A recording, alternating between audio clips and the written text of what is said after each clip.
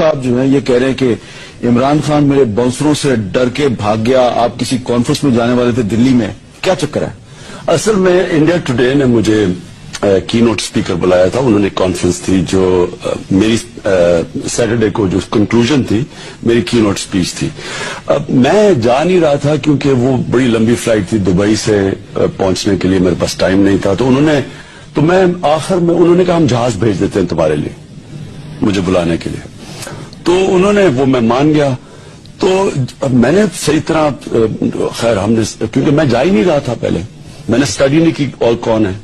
تو میں نے اخبار میں مجھے کوئی 3-4 دن پہلے خبر پڑی کہ سلمان رشدی بھی آ رہے ہیں. جب مجھے پتا چلا کہ سلمان رشدی بھی اس کانفرنس پہ آیا، حالانکہ میرے سیشن میں نہیں تھے، تو میں نے ان پروٹیسٹ اس لیے میں نے نکل گیا اس کانفرنس سے کہ میں سمجھتا ہوں کہ سلمان رشدی نے فریڈم آف ایکسپریشن کے نام پہ جو مسلمان دنیا کو دکھ پہنچایا ہے، میں وہ کسی کانفرنس میں نہیں شرکت کر سکتا جدھر وہ ہے. تو میں نے کینسل کر دیا. تو میں نے جب کینسل کیا تو اس کے بعد اس کا بڑا غصہ نکلا میرے پہ سلمان رشدی کا.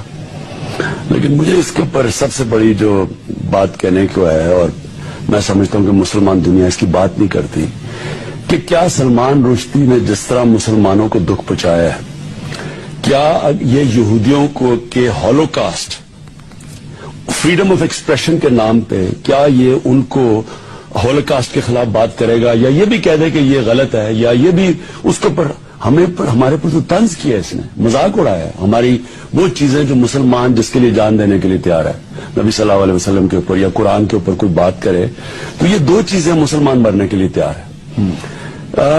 اسی طرح یہودیوں